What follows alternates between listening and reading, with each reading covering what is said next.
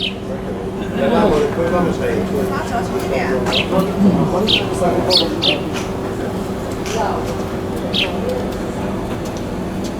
Porque ahora le voy a contar la historia de cómo se descubrió este sitio. Estas son reproducciones modernas. ¿Cómo se ha escrito? Esas cestitas, esos son originales. Las cestas, los cordoncitos, restos de sandalia por ahí, ¿no? Bueno. Todo eso encontrado en la montaña. Entonces, los que habitan en el desierto son los beduinos. Y hay tribus. Bueno, entonces una de las tribus, la tribu es Sark, la tribu que es de la zona, acá. Como han visto en el video, tenían cabra, ovejas, bueno. Y los jóvenes, sobre todo los más jóvenes, son los que salen a pastorear. Entonces tenían las cabras y bueno, y a uno se le perdió una cabra. ¿Sabes? O sea, a la casa hay que volver con las cabras enteras. Sí, sí, son muy duros en esas cosas los beduinos. Y entonces empezó a buscarla por todas partes y claro, las cabras trepan, entonces van por todas partes, así que se cansó de buscarla. Y entonces fue un lugar donde, como buscan los animales también un lugar más fresco, y entonces él pensando, digo, si quiero una piedra, por ahí a lo mejor siento si se mueve hay una cabra, y voy a buscarla. Bueno, tirando una piedra, sintió que se rompió. Miren el último ruido que hizo, ¿no? ¡Trac! Sí. Ese ruido que se rompen las ánforas.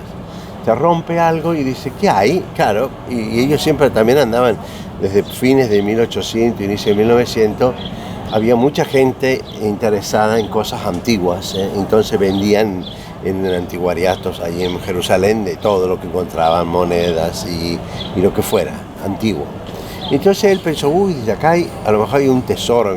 Y bajó y vio esa ánfora y después se vuelve a la tribu, al asentamiento y después de ahí vienen a ver qué es lo que hay. Encuentran las primeras 8 ánforas que cuentan con rollos, con manuscritos antiguos. Pero ellos no saben qué es eso, porque no tienen ni idea de la antigüedad y tampoco de la importancia que tenía esas cosas. Bueno, total que después dice, bueno, es cosa antigua, eso se vende, vamos a llevarlo. Y lo llevaron. 4 lo compraron, fueron a parar al obispo jacobita, o sea, el obispo sirio de Jerusalén. Y otras fueron por otro camino. Terminaron todos en Estados Unidos, porque el obispo quería venderla, acá nadie la compraba y se fue a Estados Unidos.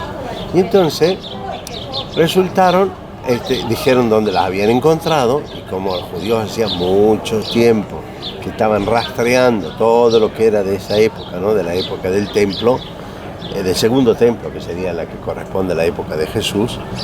Entonces dice, bueno, si son manuscritos antiguos tienen que ver. Bueno, total que al final terminaron vendiendo, comprando a esta colección, que estaban todos manuscritos separados, pero terminaron comprando los otros. Los manuscritos hoy se encuentran en el Museo Rockefeller en Jerusalén.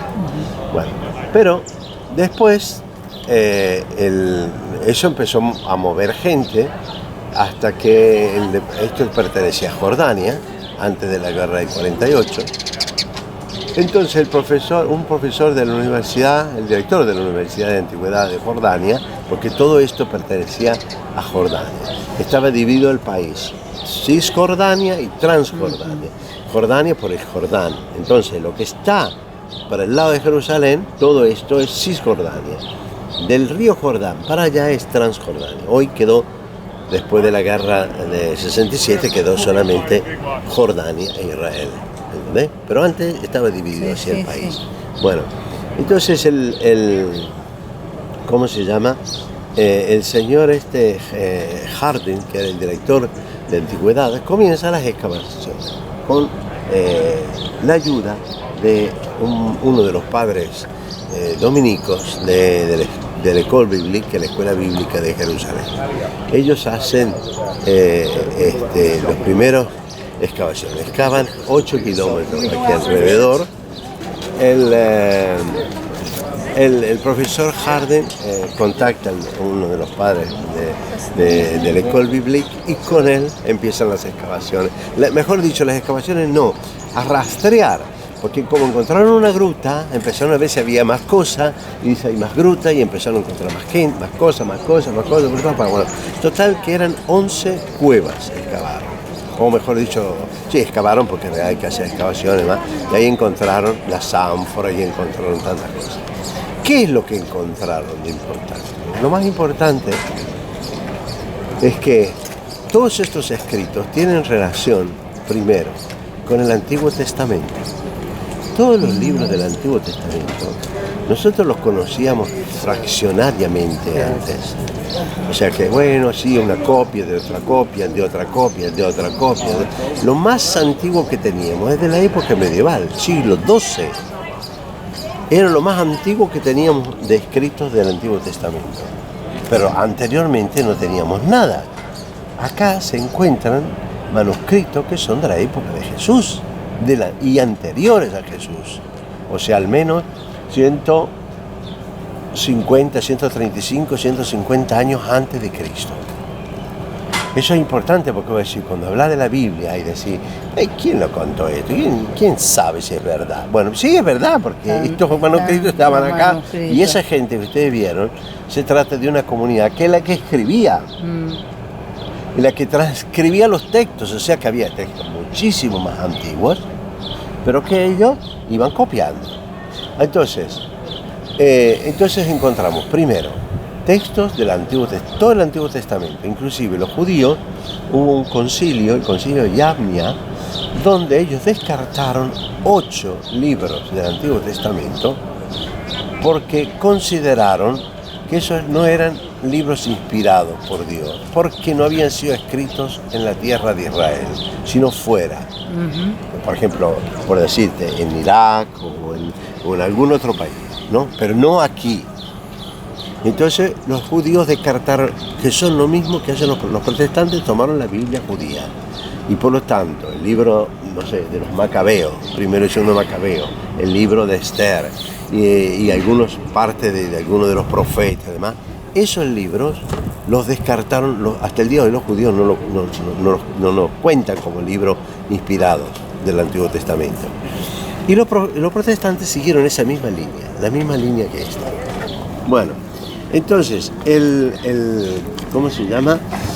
Estos escritos del Antiguo Testamento encontrados acá son de una suma importancia, porque eso ciertamente tiene que ver con lo más antiguo que tenemos nosotros de la Escritura. Bueno, después, una segunda categoría de textos que tenemos, categoría de textos, ¿no? Son libros apócrifos. ¿Qué son los apócrifos? Libros no revelados. Nosotros conocíamos, pero conocíamos casi nada. Acá encontramos una cantidad enorme de libros apócrifos del Antiguo Testamento, en los que se habla de muchísimas historias que no están en la Biblia, pero son paralelos y son antiguos, muy antiguos. También ese tipo de textos. Y hay una tercera categoría que son los textos llamados de la comunidad. ¿Qué son los de la comunidad? Aquí vivía una comunidad. Algo dio a entender el video, porque unos 135, 150 años antes de Cristo, saben que los judíos tienen un sistema así a nivel espiritual y sobre todo litúrgico, piramidal.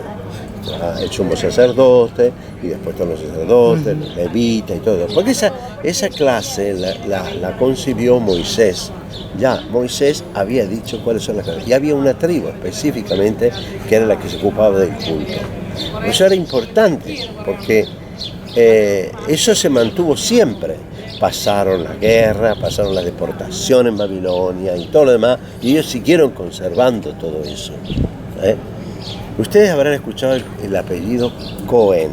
Sí. Bueno, Cohen, en realidad es Cohen, es la descendencia sacerdotal, son los levitas del tiempo de Jesús, son Cohen. Kohanim son los sacerdotes.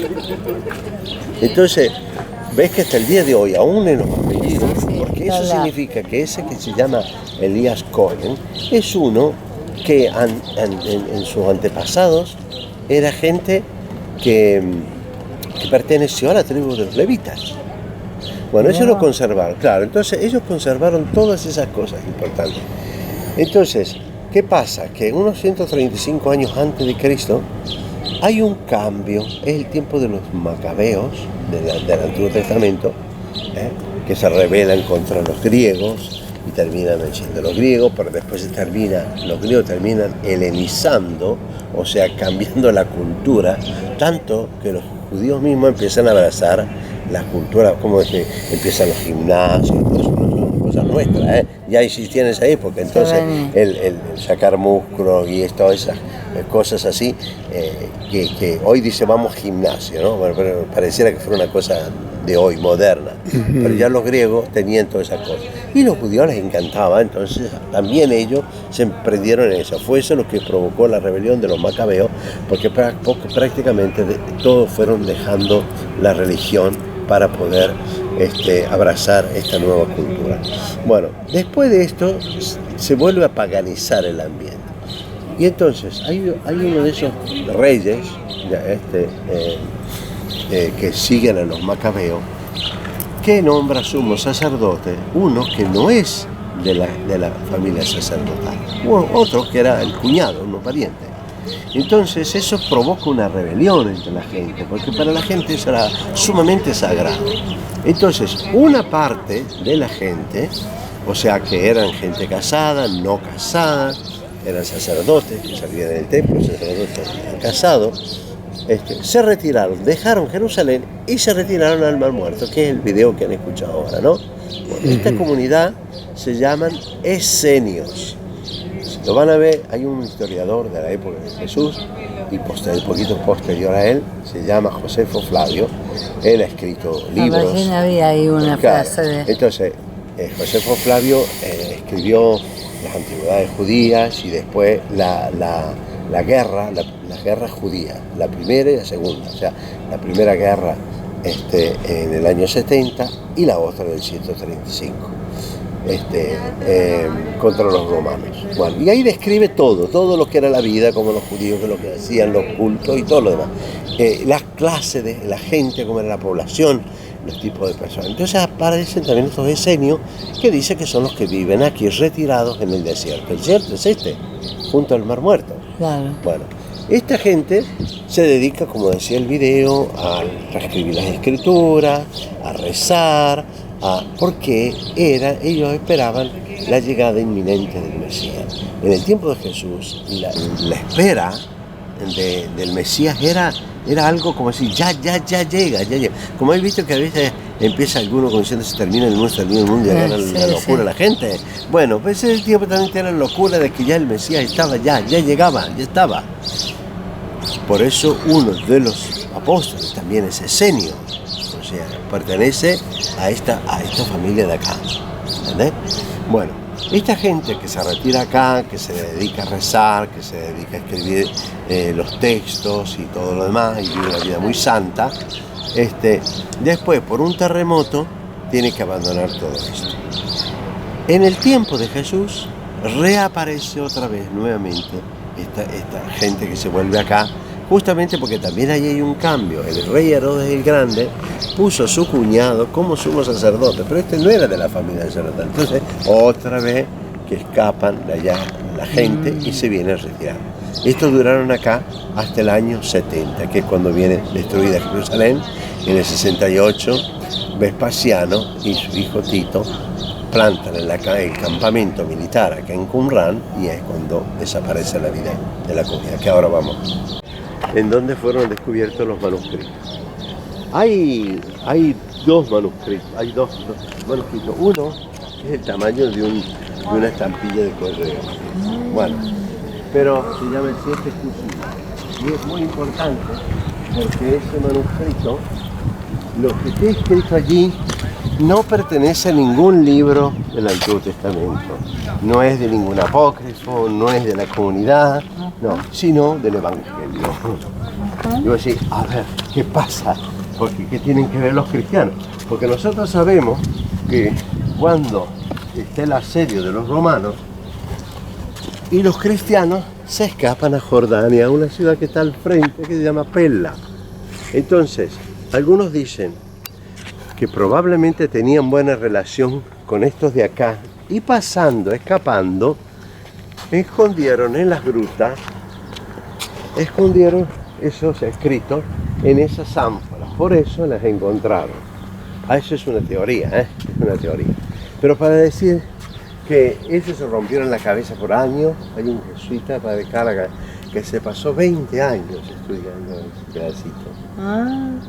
Bueno, criticado, censurado y todo, y si después de 20 años lo reivindicaron en el campo científico diciendo que bueno, sí, probablemente era así, como otro de... Y tiene relación con lo que hicimos ayer en el lago, ¿no? Que Jesús atravesó el lago y dice, partiendo de acá salió este lago. Bueno, ese pedacito está ahí. Bueno, estos son los baños rituales. Mirá. La gente, ¿para qué sirven los baños? Porque en el templo ofrecían sacrificios para purificarse. Pero como acá ya no había más, ellos no querían más en el templo, no creían más en los sacrificios porque decían que aquello se había paganizado todo. Entonces ellos quisieron en alguna manera renovar la religión. Y como no había sacrificio, los cambiaron por los baños rituales. Por eso a la mañana se levantaban, oraban, se purificaban, después iban a trabajar, después venían. Como durante el trabajo uno dice un montón de barbaridades o se enoja con alguien, esas cosas. Entonces antes de comer había que estar puro y bajaban a bañarse. Y a la tarde se iban a trabajar de nuevo y cuando volvían otra vez la misma cosa. Pero para bañarse no puede haber una agua con agua estancada. Claro. Tiene que ser agua corriente. Entonces abrían para que pasara el agua en el momento que ellos se purificaban y se volvía a cerrar. Abraham se estableció. Pero ¿qué pasa? Que en esta zona, más al norte, se ve que era una zona que para ellos les parecía muy fértil. Y entonces estaban Abraham con su sobrino Lot. Esto es una cisterna, ¿ves? Claro, cuando esto se llena de agua es una felicidad, porque después imagínate la cantidad de agua sirve para todo. Abraham cruzó el río Jordán y se estableció, pasó lo que es Jericó, esta zona por acá. Pero como allá eran pueblos muy así, muy fuertes y demás, ellos evitaban estar junto con esa gente. Pero después se pelearon Abraham con su sobrino, porque tenían poca agua y los animales tenían que ir a tomar agua y los empleados de con los otros se peleaban. Entonces dijo, no nos vamos a pelear porque somos familia. Si vos vas para el norte, yo voy para el sur. Si vas para el sur, yo voy para el norte. Entonces, Abraham sigue el camino hacia Jerusalén, Hebrón, como vamos a ir en estos días para allá, y Lot se establece en esta zona. Eran beduinos, Entonces, no vivían en la ciudad, estaban en sus campamentos.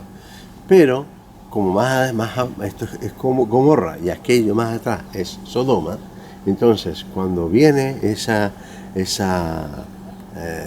terremoto y esa lluvia, ¿no? de azufre y todo, que como si fuera una erupción volcánica, ¿no? Que quizás sucedió en esa época. Entonces, a causa del pecado de estas ciudades, según la Biblia, entonces Abraham lo que hace dice, bueno, a mi hijo, ¿no? Es un episodio muy bonito porque Dios visita a Abraham, pero no está acá, es más allá de Jerusalén, en Mamre. Y ahí les ofrece, como decían vos de la gente del norte, dice que llega y nomás le prepara la piecita. Bueno, él le dijo a la mujer, prepara de esos panes, nomás que se hacen seguidita y manta el cordero y trae, que vamos a dar a los huéspedes. Eran 3 y eran los ángeles del Señor que había mandado para destruir Sodoma y Gomorra. Entonces después él se da cuenta que hay algo y Dios dice, bueno, no le puedo ocultar a mi amigo Abraham lo que voy a hacer. Y entonces Abraham tiene noticia de que va a destruir, y bueno, sabe que está su hijo, su sobrino. Su sobrino, Entonces él empieza a decir, bueno, pero si en la ciudad hay 50 justos, por 50 esa justos, parte. vas a destruirla. No, si por 50 no la destruiré. Bueno, a lo mejor no son 50, son 40. No, bueno, por 40 no lo veo. Bueno, a lo mejor son 30, y a lo mejor son 20, y llegó hasta 10 y no había nadie. No había justos. Solo el justo era su sobrino. Entonces, por eso más vos ves rocas así como están como en pie, y esas las llaman la mujer de Lot, porque cuando Lot se escapa, la mujer no.